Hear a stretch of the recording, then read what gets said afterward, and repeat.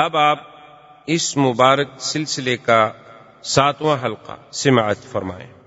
برادران اسلام، سابقہ دروس میں ہم نے سیرت رسول پاک صلی اللہ علیہ وسلم پر کچھ باتیں عرض کی تھیں، اور حضور صلی اللہ علیہ وسلم کی سیرت کی ترتیب، یعنی آپ کی ولادت سے قبل کے واقعات، پھر آپ کی ولادت پاک، پھر آپ کا دور رضاعت، پھر دور شباب، تعمیر کعبہ، اور اس کے بعد حضور صلی اللہ علیہ وسلم کے اسفار، نبوت اور بعثت سے قبل، اور اس کے بعد حضور صلی اللہ علیہ وسلم پر اللہ کی طرف سے سب سے پہلی وحی کا اترنا، جبکہ آپ غار حرا میں تھے اور جبریل علیہ السلام آپ پر قرآن کی پہلی 5 آیات لے کر نازل، اور اس کے بعد حضور صلی اللہ علیہ وسلم کا سیدہ خدیجہ رضی اللہ تعالی عنہا کے گھر میں آنا، سیدہ خدیجہ رضی اللہ تعالی عنہا کا ورقہ ابن نوفل کے پاس لے کر جانا، ورقہ ابن نوفل کی طرف سے بھی تصدیق، پھر سیدہ کا ایمان لانا، اور مردوں میں سے سیدنا ابو بکر رضی اللہ تعالی عنہ کا ایمان لانا، یہ تمام باتیں تقریباً ہم اپنے دروس سابقہ میں پڑھ چکے۔ اب بات یہاں تک پہنچی تھی کہ اللہ نے جب اپنے نبی پاک کو حکم دیا کہ آپ اب لوگوں کو ڈرائیں، ڈرائیں کا معنی یہ ہے کہ جہنم کی آگ سے ڈرائیں، اللہ کی نافرمانی سے ڈرائیں، اللہ کی معصیت سے ڈرائیں، تو اب جب انذار کا حکم ملا اور اللہ کے نبی نے اپنی بعثت کے بعد اللہ کے احکام کے مطابق اس انذار پہ کام شروع فرمایا، آپ نے صفا پہ ندا دی، آپ نے مکہ کے پہاڑوں پہ ندا دی، آپ نے حرم کعبہ میں ندا دی، آپ نے اسواق میں ندا دی، یعنی کوئی ایسا مقام نہیں تھا جہاں اللہ کے نبی نے، اللہ کے پیغمبر نے، سرکار دو عالم نے اللہ کی توحید کی دعوت نہ دی۔ تو جب حضور صلی اللہ علیہ وسلم نے توحید کی دعوت دی، کفار قریش پہ گراں گزری، تو سب سے پہلے تو انہوں نے یہ کوشش کی کہ کسی طرح حضور صلی اللہ علیہ وسلم اپنی اس دعوت کو چھوڑ دیں اور ہمارے دین کی، ہمارے الہہ کی، ہمارے خداؤں کی، ہمارے عقیدے کی تردید اور مخالفت نہ کریں۔ اس ضمن میں قریش نے اپنے سرداروں کو اور اپنے رؤساء کو جمع کیا، اور جمع کرنے کے بعد ابی طالب سے بات کی، کیونکہ حضور صلی اللہ علیہ وسلم کی کفالت اول جو تھی وہ عبد المطلب کے پاس تھی، لیکن عبد المطلب جب فوت ہو گئے تو پھر حضور صلی اللہ علیہ وسلم کی کفالت جو ہے ابی طالب نے قبول کی، اور اس وقت ابی طالب جو ہیں وہ بھی مکے کے سردار تھے اور اوسائے مکہ میں تھے۔ تو ابی جہل نے، جس کا نام عمرو بن ہشام تھا اور کنیت وہ ابو الحکم کہلاتا تھا،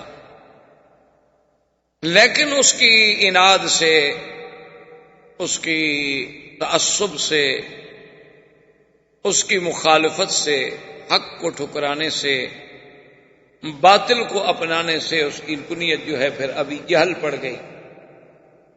تو وہ سارے وفد کو لے کے ابی طالب کے پاس پہنچا اور اس نے کہا کہ ابی طالب، آپ چونکہ ہمارے بڑے ہیں اور سردار ہیں اور قریش مکہ سے آپ کا بہت بڑا تعلق ہے اور خاندان بنو ہاشم سے آپ کا بہت بڑا مقام ہے، لیکن آپ کے بھتیجے سیدنا محمد الرسول اللہ صلی اللہ علیہ وسلم نے ہمیں تنگ کر دیا ہے، ہم بالکل مجبور ہو گئے ہیں کہ وہ ہمارے خداؤں کی مخالفت کرتے ہیں، لات و عزا کی مخالفت کرتے ہیں، اور یصفی احلامنا، اور کان یکفر آباءنا، اور ہمارے باپ دادے کے دین کے طریقے کی تردید کرتے ہیں، ہم صبر نہیں کر سکتے۔ ہم مجبور ہیں، لہذا آپ محمد مصطفیٰ صلی اللہ علیہ وسلم کو ہدایت کریں کہ وہ یہ بات جو ہے چھوڑ۔ ابی طالب نے حضور صلی اللہ علیہ وسلم کو سمجھایا اور بتلایا کہ آپ کی قوم کا وفد آیا تھا اور ان کا یہ مطالبہ ہے۔ حضور نے فرمایا کہ یہ میرا کوئی ذاتی کام تو نہیں ہے، مجھے تو اللہ نے نبی بنا کے بھیجا ہے، میں تو اللہ کے حکم کا پابند ہوں، میں کیسے چھوڑ سکتا۔ اب کفار قریش نے ایک دوسرا طریقہ اختیار کیا۔ انہوں نے ابی طالب سے کہا کہ آپ اپنے بھتیجے سے کہیں کہ وہ ایک نیا نظریہ، چونکہ ان کے لیے تو یہ ایک نئی بات تھی نا، کیونکہ وہ تو سوچ بھی نہیں سکتے تھے، وہ تو صدیوں سے اسی کفر میں مبتلا چلے آ رہے تھے کہ بتوں کی عبادت کرنی ہے، بتوں کی پوجا کرنی ہے، بتوں کے آستانوں پہ جانور ذبح کرنے ہیں، ان کے نام پہ چڑھاوے چڑھانے ہیں، ان کے مجاوروں سے جا کے کس سے کہانیاں پوچھنی ہیں۔ ان کا تو یہ ایک بات تھی، ایک دن سے نہیں تھی، آباء و اجداد سے چلی آ رہی تھی۔ اور جب اللہ کے نبی نے ان سب پر توحید کی ضرب ماری تو وہ تلملا اٹھے اور کہنے لگے اجعل الآلہۃ الہا واحدا، یہ کیسے؟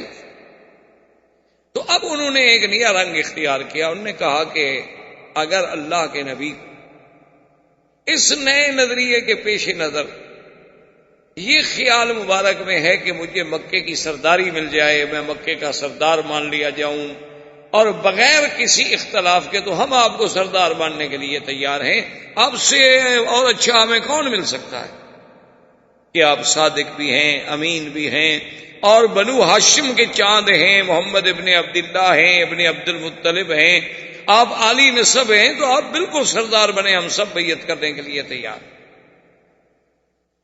اور اگر انہوں نے کہا کہ حضور صلی اللہ علیہ وسلم نے اپنی اس شہرت سے فائدہ اٹھانے کے بعد یہ سوچا ہے کہ کسی بڑے گھر میں میری شادی ہو جائے، کیونکہ جب آدمی کسی چیز میں شہرت حاصل کر لیتا ہے تو پھر بڑے بڑے گھر جو ہیں وہ بھی اس سے شادی کرنا چاہتے ہیں، تو آپ اشارہ کر دیں اور مکے کے جس خاندان، جس گھرانے کی جس لڑکی پہ حضور صلی اللہ علیہ وسلم ہاتھ رکھے ہم دینے کے لیے تیار ہیں، نکاح کر لیں۔ اور تیسری بات یہ ہے کہ خدا نہ کرے اگر حضور صلی اللہ علیہ وسلم کو کوئی تکلیف ہے، یعنی آپ پر کوئی جن کا اثر ہو گیا، آپ پر کسی نے کوئی سحر کر دیا کہ آپ اپنے عقل سے ماورا باتیں کہتے ہیں، جو باتیں بالکل حقیقت کے خلاف ہیں، جو باتیں بظاہر ہماری سمجھ سے بالاتر ہیں۔ کیسی بات ہے کہ لات عزا منات یہ 360 خدا سب چھوڑ دیے جائیں اور ایک خدا جو ہم دیکھ بھی نہیں سکتے، ہمیں نظر بھی نہیں آتا، وہ سارے کام ایک خدا سر انجام دیتا ہے، خیر بھی وہی کرے شر بھی وہی کرے، کیسے ہو سکتا ہے؟ یہ کوئی بات عقل میں آنے والی بات کہ دن بھی پیدا کرے پھر رات بھی پیدا کرے، ایک بندے کو پیدا بھی کرے پھر اس کو مار بھی دے؟ یہ باتیں ہمیں تو سمجھ نہیں آ سکتی۔ ہاں، مارنے والا اور ہے، پیدا کرنے والا اور ہے، بات سمجھ آ سکتی، لیکن ایک آدمی پیدا کرے، خدا ہے، اس نے خود پیدا کیا، بنایا، بنانے کے بعد اس کو مٹا دے۔ آسمان و زمین کو پیدا کیا، فرماتے ہیں پھر اس کو بھی ختم کر دے گا، یہ سب توڑ پھوڑ دے گا۔ یہ باتیں ہماری سمجھ سے ماورا ہیں۔ شاید کوئی جن کا اثر ہے تو ہم علاج کرانے کے لیے تیار۔ جب یہ باتیں حضور صلی اللہ علیہ وسلم کے لیے انہوں نے تجویز کی اور ابی طالب نے آپ کے سامنے یہ باتیں رکھی تو حضور نے فرمایا کہ چچا دیکھو، اگر مکے کی سرداری کی بات ہو تو سرداری تو اب بھی ہمارے گھرانے میں ہے، پہلے عبد المطلب کے پاس تھی، اب آپ کے پاس۔ اور اگر مکے کی کسی بڑے خاندان میں شادی کی بات ہے تو خدیجہ سے بڑی عورت کون ہے مکے کی؟ سیدہ خدیجہ رضی اللہ تعالی عنہا، بے اعتبار نسب کے، بے اعتبار حسب کے، بے اعتبار مال کے، اس سے بڑا کون ہے مکے میں؟ اور وہ تو 25 سال پہلے سے میرے گھر میں ہے، اور اس نے تو مجھے خود تمنا کر کے شادی کی، اور اس کی ساری دولت میرے ہاتھ ہے۔ اور اگر یہ کہتی ہیں کہ نعوذ باللہ مجھ پر جنات کا یا کوئی بیماری کا اثر ہے، تو جن والے لوگ جو ہیں ان کو دیکھا انہوں نے کبھی کہ وہ جنات اسی طرح پاک رہتے ہیں، صاف رہتے ہیں، عبادت کرتے ہیں، اللہ کی دعوت دیتے ہیں؟ وہ تو پلید لوگ ہوتے ہیں جن پر جنوں کا اثر ہوتا۔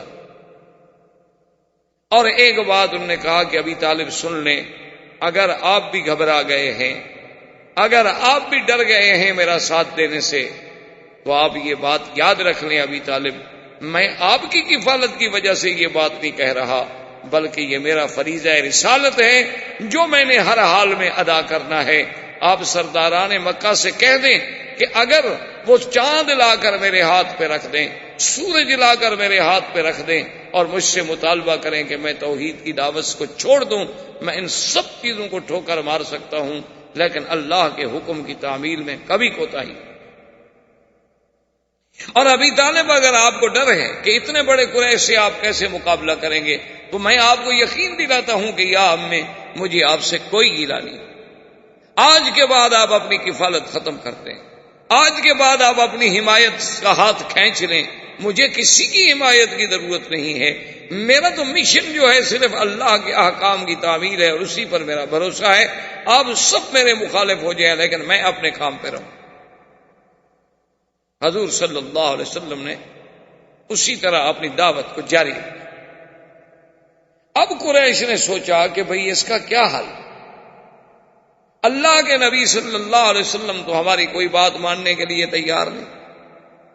وہ سمجھے تھے نا کہ یہ دنیاوی بات ہے، جیسے آج کل بھی ہمارے بہت سارے پڑھے لکھے دوستوں کو بہت سارے مقامات پر مغالطہ لگتا ہے کہ بھئی یہ مولوی لوگ اتنے سخت کیوں ہیں، اتنے باتوں پہ کیوں اپنی بات پہ اڑے رہتے ہیں، یہ کیوں نہیں دنیا کے ساتھ ذرا مل جل کے مصالحت کر کے اور رواداری کے ساتھ اور جناب ذرا وسعت قلب کے ساتھ فراخ دلی کے ساتھ جو ہے ذرا معاملہ کریں۔ دنیا بہت ترقی کر گئی ہے، تو ان بیچاروں کو بھی دراصل یہی مغالطہ ہوتا ہے۔ آدمی رواداری وہاں کرتا ہے جہاں اس کا اپنی بات ہو، اپنا کام ہو۔ آپ نے مجھ سے پیسے لینے ہیں، آپ نے مجھ سے گھر مانگا ہے، آپ نے مجھ سے رہنے کی جگہ مانگی ہے، اس میں تو رواداری ممکن ہے۔ اللہ کے دین کو تبدیلی میں رواداری کا کیا معنی ہے؟ کوئی آدمی کہے اچھا جی چونکہ بہت سارے لوگ داڑھی مڈاتے ہیں لہذا آپ مولوی رواداری کر کے اس کو چپ کر جائیں، چلو جائز نہیں کر سکتے چپ کر جائیں، یہ رواداری نہیں ہوگی، یہ دین سے انحراف ہوگا، دین سے غداری۔ اس کی چھوٹی سی مثال آپ دیکھ لیں کہ اگر آپ کسی کو چوکیدار رکھیں کہ آپ نے میرے گھر کا پہرا دینا ہے اور میں آپ کو اتنی تنخواہ دوں گا اور آپ نے رات کو 10 بجے سے صبح 6 بجے تک ڈیوٹی دینی ہے اور بالکل اپنا الرٹ رہنا ہے۔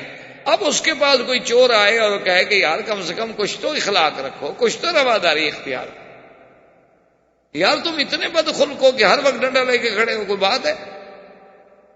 تم تھوڑا سا تو نرم ہو جاؤ، تھوڑی سی رواداری کرو۔ چلو میں تمہارے مالک کی گاڑی نہیں چراتا، بڑی چیزیں نہیں چراؤں گا، چھوٹی موٹی چیزیں اگر اٹھا لوں تو کیا فرق پڑتا ہے، تمہارے مالک کو تو پتہ بھی نہیں چلے۔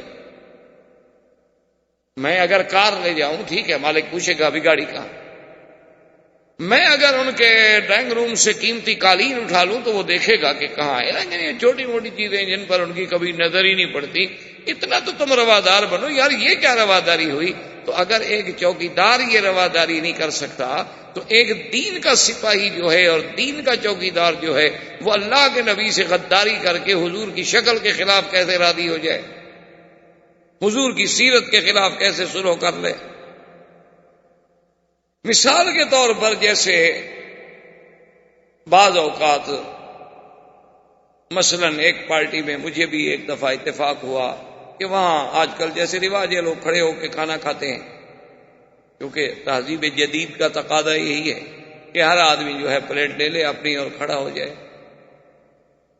پہلے تو ہم نے سنا تھا کہ ہندو لوگ الگ کھانا کھاتے ہیں، اب مسلمانوں کو بھی ہم نے دیکھا کہ پلیٹ بھی اپنی، اپنی گلاس بھی اپنا، ہاتھ بھی اپنا، چمچ بھی اپنا۔ چلو جی ٹھیک ہے، بہرحال ڈرتے ہیں بیچارے کہ بھی جراثیم نہ ہو جائے۔ بھی جراثیم انہیں ہونا ہو تو جتنی حفاظت کرو وہ ہو جاتی، جو تکلیف آنی ہے نا اللہ کی طرف سے۔ بڑے صاف ستھرے ملک جتنے ترقی یافتہ ممالک ہیں ان میں جو بیماریاں ہیں ان کا آپ تصور بھی نہیں کر سکتے۔ اللہ ان بیماریوں سے ہمیں محفوظ رکھے، جن عذابوں میں وہ مبتلا ہیں اللہ تبارک و تعالی ہمیں محفوظ رکھے۔ تو بہرحال اب مسلمانوں کا ایک طرز جدید، تہذیب جدید کا تقاضا یہ ہے کہ کھانا لیں جناب، اپنا کھانا بھی خود اٹھائیں اور پلیٹ میں لے لیں اور اس کے بعد کھڑے ہو جائیں، گپ شپ بھی کرتے رہیں اور کھانا شانا بھی کھاتے رہیں۔ تو بہرحال تو ایک دفعہ میں گیا تو اصل بات یہ ہے کہ پتہ نہیں میں بھی شاید کھڑے ہو کے کھا لیتا، مجھے طریقہ نہیں آتا۔ پرانے لوگ دیہات کے رہنے والے، ہمیں کیا پتا کیسے پلیٹ پکڑ کے آدمی کھڑا رہے۔ اب ہمیں تو نہیں آتا نا جی، ہمیں تو کھڑے ہو کے ابھی تک پیشاب کرنا بھی نہیں آتا. ہم نے تو اپنے عقل میں اونٹ وغیرہ کو دیکھا تھا کہ وہ کھڑے ہو کے پیشاب کرتا ہے. ہمارے تصور میں بھی نہیں ہے کہ بندہ بھی ایسے کر سکتا ہے حرکت. تو بہرحال میں چونکہ نہیں جانتا تھا، میں نے وہ پلیٹ لے لیا اور ادھر ادھر کرسی قریب نہیں تھی، میں تھوڑا دور جا کے بیٹھ گیا. تو ان میں سے ایک آدمی آیا تو کہنے لگا کہ حضرت اتنا تو آدمی کو سخت نہیں ہونا چاہیے. اگر اتنی دیکھیں، آپ کو پتا ہے آج بڑے بڑے لوگ یہاں کھڑے ہیں، منسٹر بھی ہیں، اس میں بڑے بڑے اہم سیاسی لوگ بھی ہیں، مذہبی لوگ بھی ہیں. اگر اور بھی تو کھڑے رہے، اگر آپ کھڑے رہتے تو کیا فرق پڑ جاتا؟ تھوڑا سا تو آدمی کو وسیع القلب ہونا چاہیے. میں نے کہا میرے بھائی ٹھنڈے دل سے بات سن، میں اگر وسعت قلب کا مظاہرہ کر کے حضور کی سنت کے خلاف کھا لیتا تو اللہ کے نبی بھی ناراض، خدا بھی ناراض، اور میں اپنے مشن سے بھی منحرف ہو گیا کہ لوگوں کو تو میں پیغام دوں کہ میں ایک عالم ہوں اور میں دین کی دعوت دیتا ہوں، اور خود میں اس دین پہ عمل نہ کروں. تو میں نے اپنے مشن سے غداری کی، سنت رسول سے غداری کی، اپنے اللہ سے غداری کی، اور صرف ایک بندے سے رواداری کی کہ دعوت دینے والا مجھ سے ناراض نہ ہو جائے. اور اگر تم نے علماء کو بلایا تھا اور تم رواداری کر کے ذرا کھانا سنت کے مطابق نیچے لگا لیتے، سب بیٹھ کے کھا لیتے، تو تم پہ اللہ بھی راضی، اللہ کا رسول بھی راضی، اور زندگی میں چلو ایک دفعہ سنت پہ عمل ہو جاتا. تو تم مجھے بتاؤ تمہاری رواداری کرنا زیادہ بہتر تھا یا میری رواداری کرنا زیادہ بہتر تھا؟ ٹھیک ہے نا. اس طرح تو آپ کہہ سکیں گے کہ حضرت ابراہیم علیہ السلام نے بھی قوم سے رواداری نہیں کی، جا کے بتوں کو توڑ ڈالا. دیکھو جی، کوئی عقل کی بات ہے، کسی کی دین کو نہ مانو، لیکن یہ تو نہیں کہ جا کے توڑ دو. پھر ان کے بارے میں آخر آپ کیا فتویٰ دیں گے؟ خدا تو اس کے اس عمل سے اتنا خوش ہے کہ وہ کہتا ہے کہ خلیل ہے میرا. اللہ نے تو انہیں خلیل اللہ کا لقب دیا، لیکن آپ اس کو کہیں گے کہ جی حقوق انسانیت کے خلاف ہے کہ کسی کے خدا کو جا کے توڑ ڈالو. آپ نے تو کسی کا دل توڑ دیا. تو اس لیے اللہ کے نبی نے فرمایا کہ عقل کی بات چھوڑو. یہ کیا رواداری ہے کہ میں اللہ کے دین کو چھوڑ دوں؟ یہ کیسے ہو سکتا؟ تو اب کفار قریش نے ایک نیا پینترا بدلا، انہوں نے ایک نئی چال چلی. انہوں نے کہا کہ بھئی اللہ کے نبی تو اپنے راستے سے نہیں ہٹتے. اب انہوں نے کہا کہ حل یہ ہے کہ ہر آدمی ایسا کرے کہ جو اس کا بس چلتا ہے، اور جہاں جہاں اس کا بس چلتا ہے وہ ان لوگوں کو عذاب دے جو اسلام قبول کر رہے ہیں، تاکہ وہ لوگ عذاب دیکھ کر، تکلیفیں دیکھ کر اللہ کے نبی کا ساتھ چھوڑ دیں، اور جب لوگ چلے جائیں گے تو اکیلے رہ جائیں گے. اب تعذیب مسلمین کا دور شروع ہوا بعثت رسول کے بعد.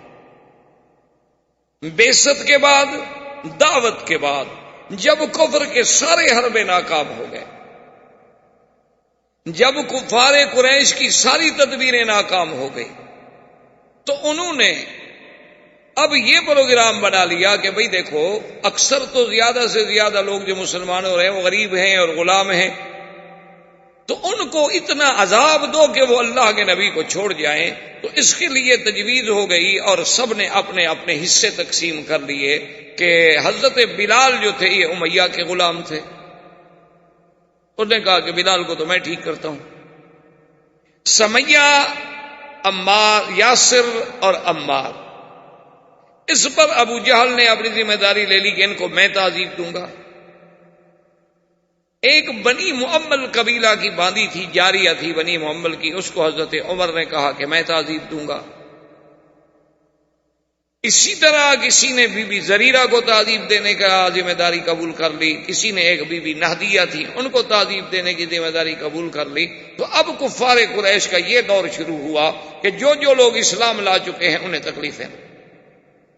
اور خدا کی قدرت ہے کہ مکی زندگی میرے مدنی کی نبوت کے ابتدائی دور میں یہ وہ دور تھا کہ جس میں اللہ کی طرف سے حکم تھا کہ صبر اور صبر اور صبر، یعنی صبر محض، کہ جو دشمن جتنی کوشش کرے جواب ہی نہیں دیتا. اس لیے قرآن میں ایک ہی ہدایت کی کہ وَاصْبِرْ كَمَا صَبَرَ أُولُو الْعَزْمِ مِنَ الرُّسُلِ، بس میرے مدنی صبر. حتیٰ کہ اللہ کے نبی کو اتنا حکم بھی نہیں تھا کہ آپ اپنے صحابہ کو کہیں کہ چلو بھی جواب تو دے دیں نا، بھئی ایک آدمی مار رہا ہے تو چلو تم گالی تو دے دو. فرمایا بالکل صبر کرو۔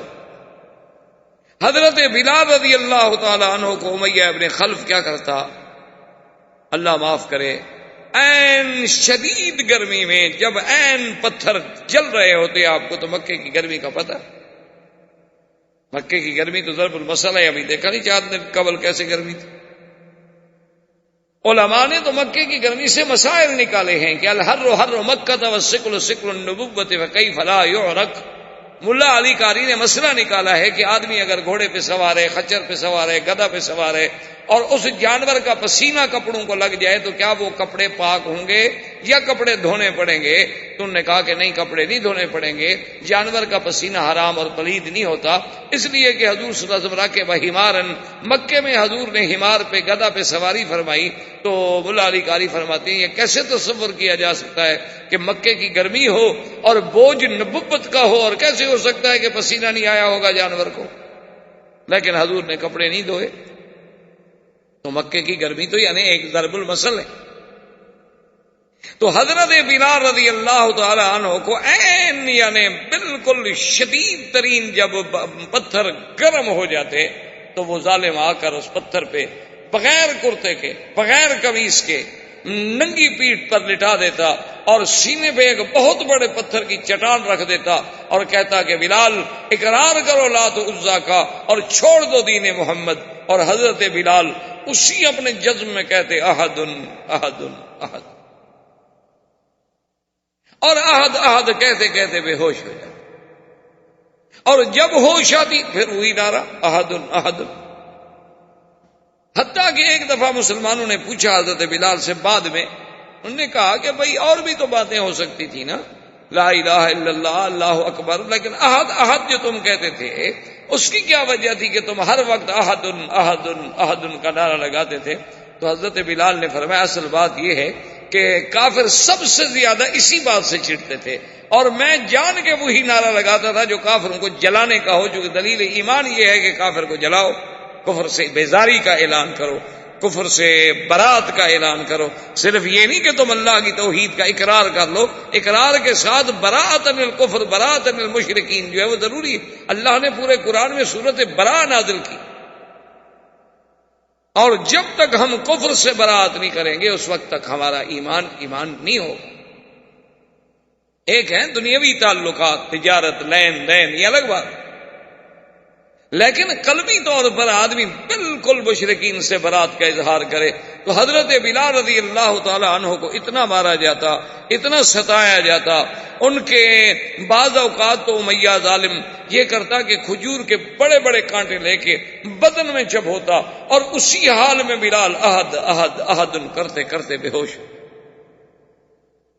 ایک دن امیہ نے بلال کی اماں کو مجبور کیا، اس نے کہا کہ دیکھو تم اپنے بیٹے کو سمجھاؤ، میں اسی طرح اسے تڑپا تڑپا کے مار ڈالوں گا، ورنہ اس کو کہو کہ یہ چھوڑ دے دین محمد صلی اللہ علیہ وسلم۔ تو بلال کی اماں آئی، دیکھا کہ بیچارہ تپتی ہوئی ریت پہ اور تپتے ہوئے پتھروں پہ پڑا ہے، بے ہوش ہے۔ ماں ہے، پانی کے قطرے ڈالے، سرانے بیٹھی، بلال ہوش میں آ گئے۔ ماں بھی اسلام لا چکی تھی لیکن اس کا پتہ نہیں تھا امیہ۔ اس نے کہا کہ بلال دیکھو تمہیں پتا ہے کہ میں بھی مسلمان، لیکن ہم ایک ایسی حالت میں ہیں ہم کفر کا مقابلہ نہیں کر سکتے، ہم مجبور ہیں، تو تم کیوں نہیں مان لیتے بات؟ تم ایسا کرو کہ بظاہر چلو اوپر کے دل سے کہہ دو کہ تمہاری بات مان لی، میں نے چھوڑ دیا دین محمد، اور یہاں سے نکل جائیں گے، آہستہ آہستہ کہیں چلے جائیں گے، بعد میں جب اللہ موقع دے گا اپنے اظہار اسلام کر دینا۔ یہ اس طرح تڑپتے تڑپتے مر جانا جو ہے کوئی بڑی بات تو نہیں ہوگی۔ تو بلال ہنس دیے اور کہنے لگے کہ اماں آج تو مجھے یقین ہو گیا ہے کہ مکے کے کافر جو ہیں وہ بلال سے ہار گئے، شکست کھا گئے، آج تو مجھے تسلی ہو گئی، اطمینان ہو گیا کہ میں جیت گیا۔ تو ماں نے کہا کہ بلال تم کیسے جیت گئے؟ اس نے کہا ماں اگر کافروں کے پاس طاقت ہوتی تو میری ماں کو لے آتے سفارشی بنا کر، ان کی طاقت جواب دے چکی ہے، ان کی قوتیں جواب دے چکی ہیں، اور جا کے آپ کہہ دیں امیہ سے کہ وہ جتنی ستم کر سکتا ہے مجھ پہ ستم ڈھالے، لیکن میں کبھی احد کا نعرہ نہیں چھوڑ سکتا۔ اسی عالم میں سیدنا ابی بکر رضی اللہ تعالی عنہ گزرے، جب تعذیب بلال کو دیکھا تو آپ نے کہا امیہ اس بلال غلام کو بیچنا چاہتے ہو؟ اس نے کہا یار میری تو جان چھڑاؤ، میں تو گلے میں پڑ گیا، میری تو بات ہی نہیں مانتا، تم لینا چاہتے ہو؟ اس نے کہا لینا چاہتا ہوں۔ انہوں نے کہا ٹھیک ہے قیمت کرو۔ قیمت دے کے آپ نے غلام حضرت بلال کو خرید لیا اور اس کے بعد آزاد کر دیا۔ اسی لیے کتابوں میں آتا ہے کہ حضرت بلال بھی سید تھے، آتا کا سیدنا سیدنا، یعنی بلال بھی سید اور سید بنا سردار، اور حضرت ابو بکر بھی سردار، کہ اس کو اس غلامی سے خرید کر چھڑانے والا ابو بکر۔ اور جب آل یاسر پر ظلم ہوتا کہ بی بی سمیہ اور پھر یاسر ان کے بیٹے عمار، اتنے ظلم ہوتے کہ تاریخ اپنے اندر ایسے مظالم کی، یعنی آپ نے تو ہلاکوں کے مظالم پڑھے ہوں گے، آپ نے تو تاتاریوں کے مظالم پڑھے ہوں گے، آپ نے بڑے بڑے ظالموں کے، چنگیز کے مظالم پڑھے ہوں گے، حجاج کے مظالم پڑھے ہوں گے، لیکن کفار قریش نے جو تعذیب دی ہے اس کا آپ تصور بھی نہیں کر سکتے کہ اتنا مارا گیا بی بی زریرہ کو کہ اندھی ہو گئی۔ اور جب وہ اندھی ہو گئی تو کہتے کیا تھے؟ کہتے تھے کہ ہاں ہمارے لات عزا کی مخالفت کی ہے نا تو ہمارے خداؤں نے تجھے اندھا کر دیا۔ اور بی بی زریرہ رات کو اکیلے بیٹھ کے روتی اور کہتی کہ مولا مجھے اندھا ہونا منظور ہے، مجھے تکلیفیں منظور ہیں، میں اب تیری توحید اور تیرے نبی کا دامن نہیں چھوڑ سکتی، لیکن یہ جو تانا دیتے ہیں نا کہ ہمارے خداؤں نے تمہیں اندھا کر دیا ہے، یہ تانا میرے لیے ناقابل برداشت ہے۔ صبح جب اٹھی تو آنکھیں روشن تھیں، آنکھیں پھر بحال ہو گئی، نور واپس آ گئی۔ اب کافر حیران کہ بھی یہ کیسے پھر آنکھوں والی ہو گئی۔ ابو جہل نے جب سمیہ پر، ایک طرف سمیہ ہے، ساتھ یاسر ہے، ہمیں تو دین مفت ملا ہے نا میرے بھائی، اس لیے ہمیں دین کی قدر نہیں کہ ہم مسلمانوں کے گھر میں پیدا ہوئے، باپ بھی مسلمان تھا الحمدللہ، دادا بھی مسلمان تھا، ہم نے کوئی دھیلا بھی نہیں لگایا، نہ جان لگائی نہ مال لگائی، لہذا اسلام کی ہمیں کیا قدر ہو۔ ہم نماز بھی پڑھتے ہیں تو خدا رسول پہ احسان کرتے ہیں کہ جی آج میں حرم میں نماز پڑھ کے آیا ہوں، اچھا جی بڑی مہربانی، اچھا ہے آپ نہ جاتے تو حرم اداس ہو جاتا۔ آج تو میں نے جناب طواف کیا، ہاں جی بالکل شکر ہے اللہ کا، آپ طواف نہ کرتے تو خدا کا گھر خالی ہو جاتا، اللہ کے فرشتے بھی نہیں ہیں، بلکہ پتہ نہیں ہمارے طواف سے ہی کعبہ تنگ آتا ہو، تو یہ تو میں سوچ رہا ہوں، یہ تو میں تصور کر سکتا ہوں کہ ہمارے طواف کی وجہ سے اللہ کے کعبے کو، اللہ والوں کو، ملائکہ کو تکلیف ہوتی ہو، یہ تو میں سوچ سکتا ہوں، یہ مجھے نہیں یقین آتا کہ ہماری وجہ سے انہیں کوئی راحت ملتی ہو۔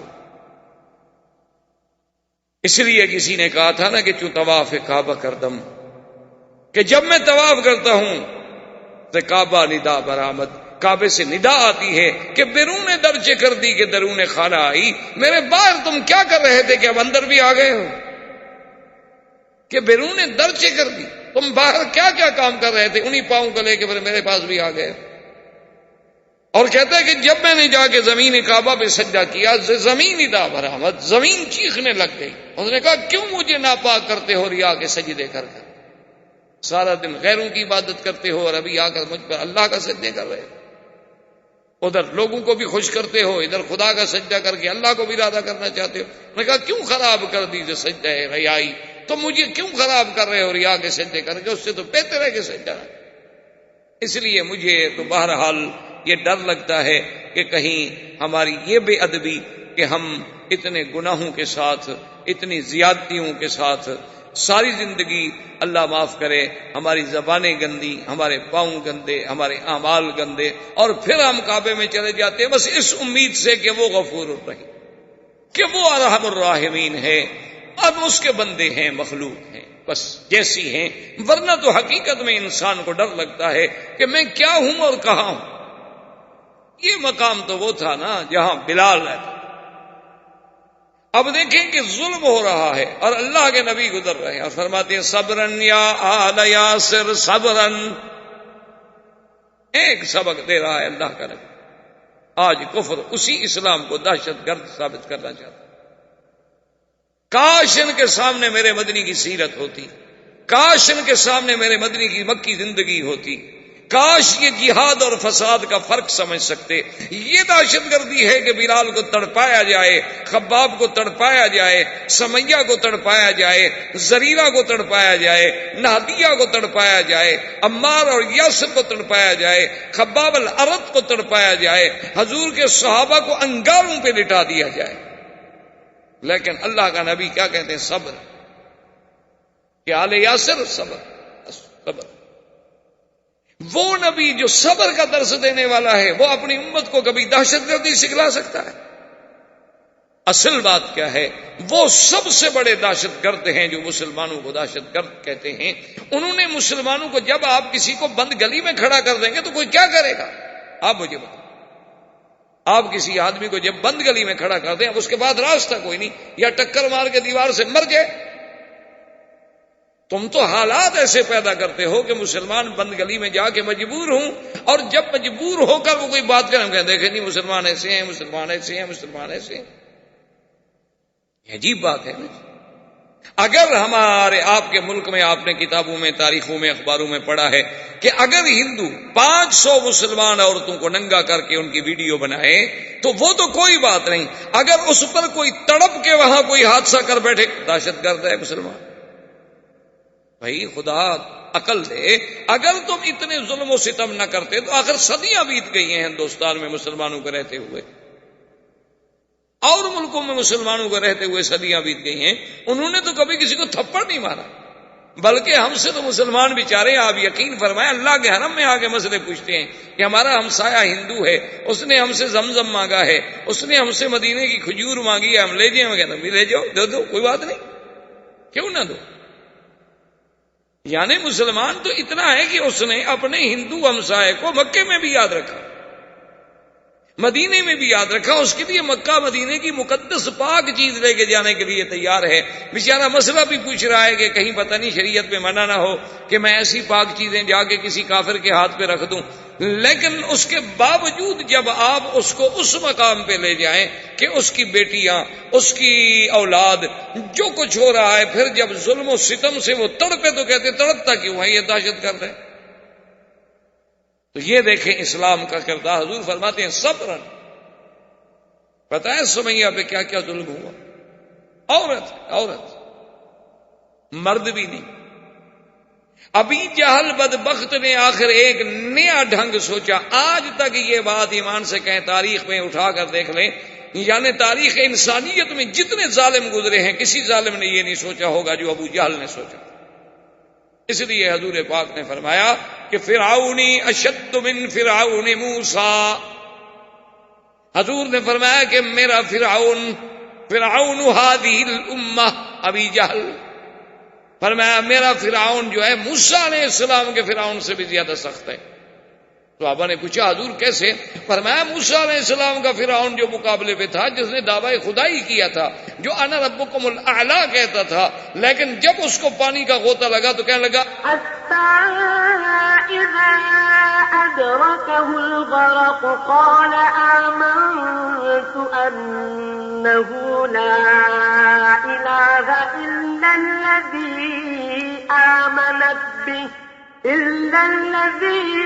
آمنت به بنو إسرائيل وأنا من المسلمين. فوراً ایمان لے آیا کہ جی میں تو مانتا ہوں. ایک پانی کا غوطہ لگا، لیکن ابو جہل اتنا شدید ہے، اتنا ظالم ہے کہ گردن کٹی ہوئی ہے، آخری رگے ہیں، پھر بھی کفر سے باز نہیں آیا اور اسلام کے مخالفت کرنے سے باز نہیں آیا. اب دیکھیں کہ اس نے ظلم و ستم کی جو طریقہ ایجاد کیا ہے. آج پوری تاریخ آپ اٹھا کے دیکھ لیں، آج کی تاریخ میں آپ بھی سمجھ نہیں سکیں گے کہ ابھی جہل سے پہلے بھی کسی ظالم نے ایسے سوچا ہوگا.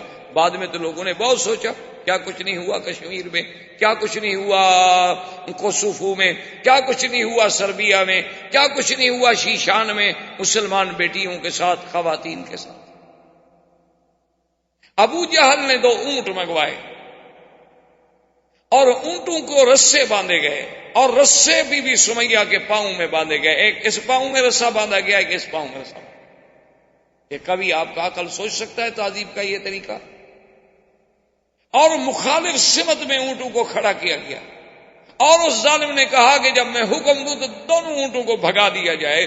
تو ایک اونٹ ادھر دوڑے گا، ایک اونٹ ادھر دوڑے گا. ابو جہل سامنے کھڑا ہے. جب اونٹوں کو دوڑایا تو خود نیزہ مارا بی بی سمیہ کی شرمگاہ میں، اور بی بی صاحبہ 2 حصوں میں چیر دی گئی.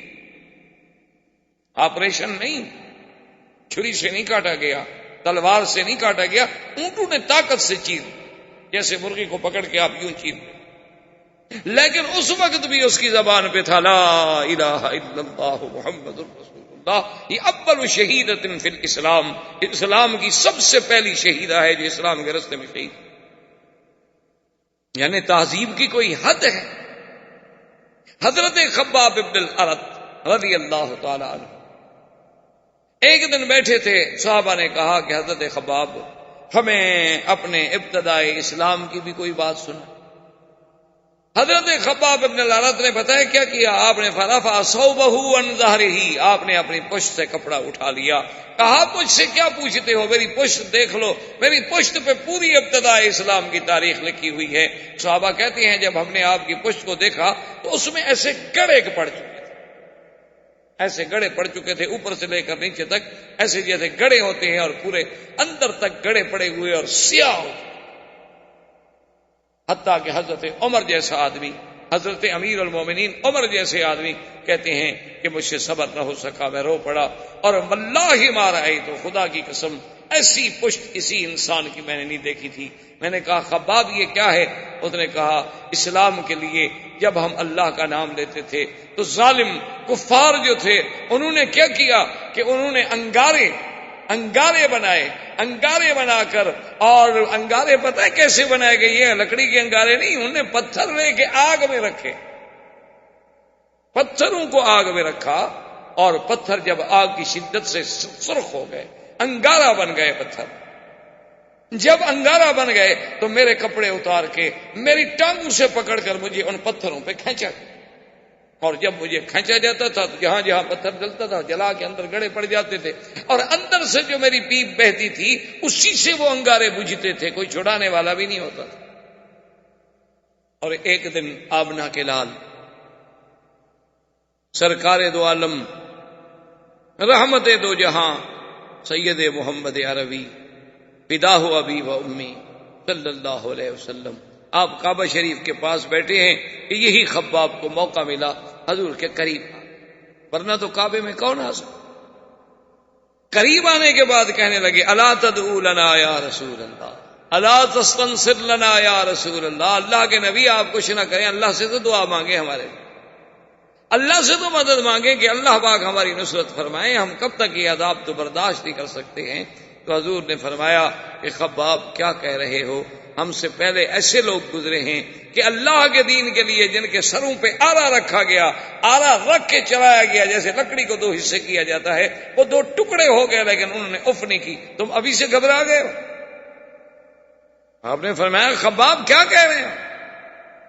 ایک ایک دن میں 7 انبیاء کو قتل کیا گیا، ایک ایک دن میں اللہ کا نام لینے والے جو ہیں ان کے سروں پہ آرے رکھ کے چلا دیے گئے، ایک ایک دن میں انبیاء علیہ الصلوۃ والتسلیم کو پھانسیوں پہ لٹکایا گیا. اللہ کے نام لینے والوں کو نعوذ باللہ ثم نعوذ باللہ ثم نعوذ باللہ ایسا ہوتا تھا کہ ان کے چمڑے اتارے جاتے. آپ ذرا اپنے ہند کی تاریخ اٹھا کے پڑھیں کہ جنگ آزادی سے پہلے جب انگریزوں نے ظلم و تشدد کا بازار گرم کیا تھا تو ایک ایک دن میں 500 دین والوں کو پھانسی دی گئی. اور علماء، عام مسلمان بھی نہیں، علماء کہ یہ چمڑا جو ہے جیسے جانور کا چمڑا اتارتے ہیں نا، یوں چمڑا اتارا جاتا تھا اور پھر ان پہ نمک چھڑکا جاتا. حضور نے فرمایا خباب صبر کریں، ایک وقت آئے گا جب میرا دین پوری دنیا پہ غالب ہو. اور فرمایا ایک وقت آئے گا کہ اگر ایک عورت مکے سے لے کر صنعاء تک، یعنی یمن کے شہر صنعاء تک سفر کرے گی، اس کو کسی چیز کا خوف نہیں ہوگا ما سوا اللہ کے. یعنی آپ اندازہ کریں سیرت پاک کا اور نبی صلی اللہ علیہ وسلم کی اس پیشین گوئی کا کہ اس عالم میں، یہ تہذیب کا یہ عالم ہے. جب سارے صحابہ پر عذاب کے، ظلم کے تمام حربے آزمائے گئے، تو کچھ صحابہ نے آ کر حضور سے عرض کیا کہ یا رسول اللہ ہمارے پاس اتنی قوت بھی نہیں، اور اگر تھوڑی بہت کوئی انسان کے پاس قوت ہے تو آپ کہتے ہیں صبر کریں، تو اس کا کوئی حل بتائیں۔ حضور نے فرمایا میں آپ کو اجازت دیتا ہوں کہ حبشے کی طرف چلے جائیں، میں نے سنا ہے حبشہ میں ایک ایسا بادشاہ ہے کہ جس کی شہنشاہی میں، جس کے ملک میں کسی پر ظلم نہیں ہوتا، وہ کسی کو ظلم نہیں کرتا، تو تم لوگ جو ہے حبشے کی طرف چلے جاؤ۔ تو سب سے پہلے حبشے کی طرف ہجرت کرنے والوں میں کون تھے؟ حضرت عثمان ابن عفان، اور ان کی بیوی اس وقت کون تھی؟ بی بی رقیہ بنت الرسول صلی اللہ علیہ وسلم، حضور کی بیٹی حضرت عثمان۔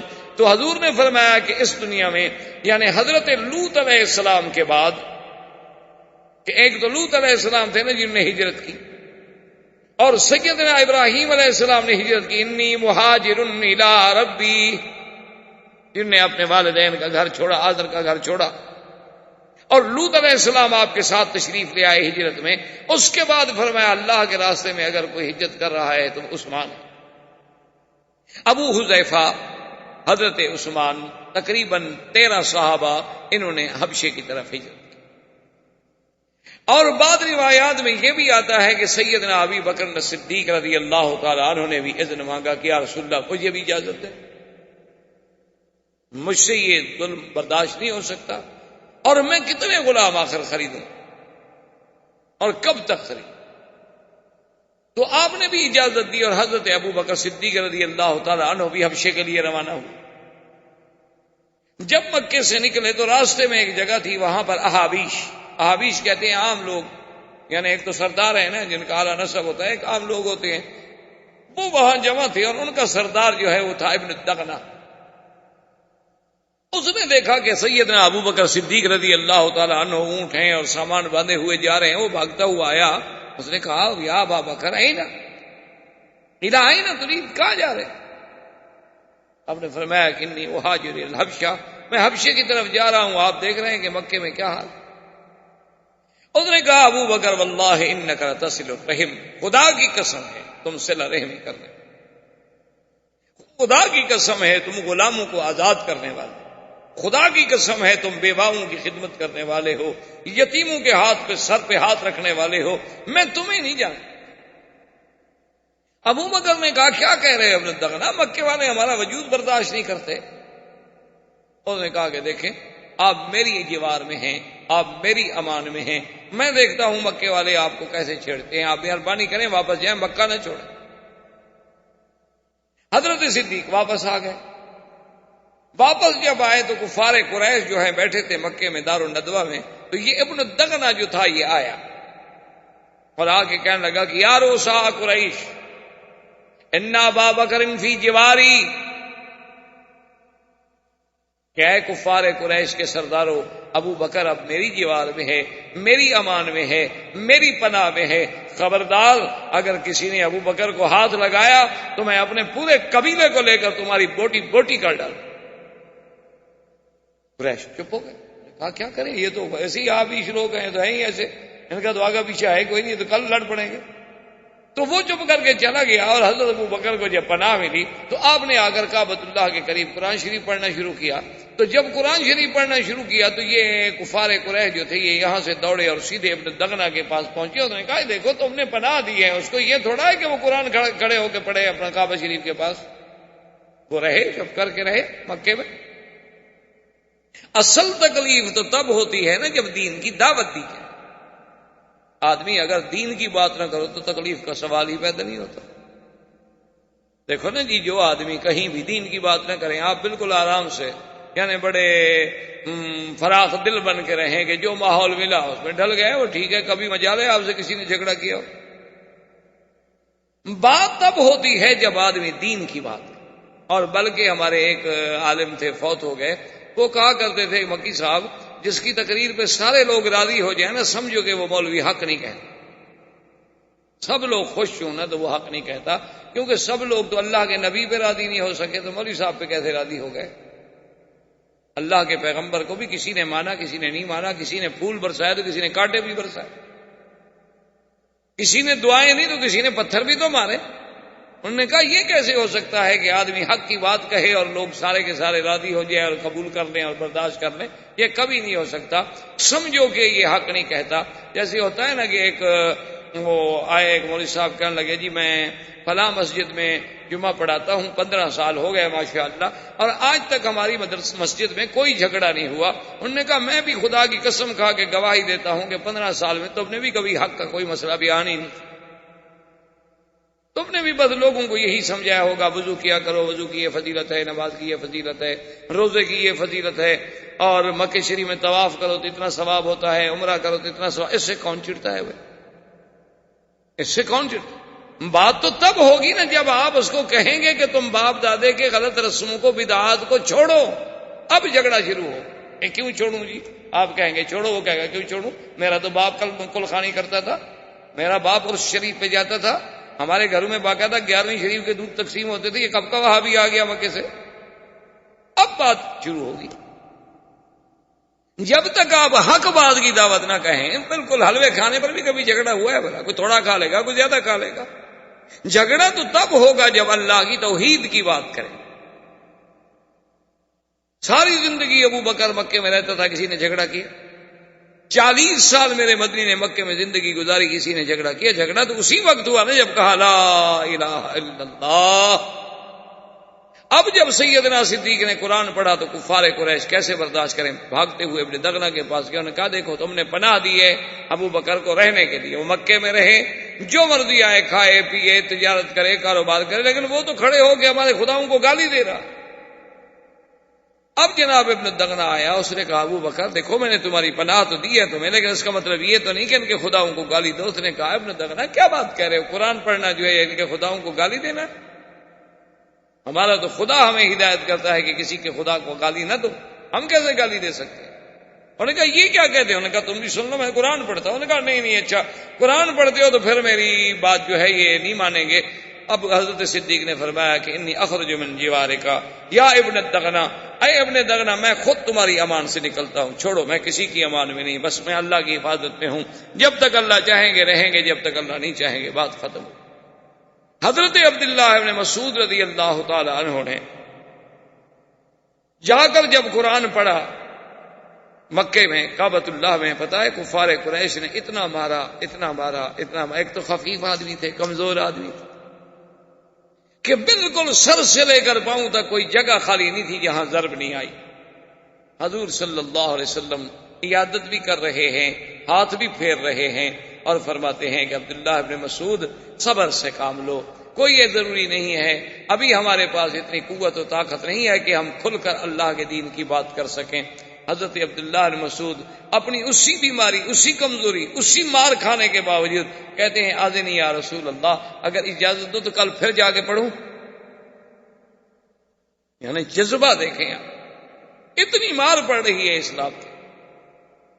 اور اسی اسنا میں ایک دن حضرت عمر، کفر کا زمانہ ہے ابھی تو کافر ہیں، اور بڑے جبار تھے، بڑا اللہ نے قوت طاقت جسمانی بدن آواز، بڑے اپنے وقت کے جبروت لوگوں میں سے، جبار لوگوں میں سے گزرے ہیں.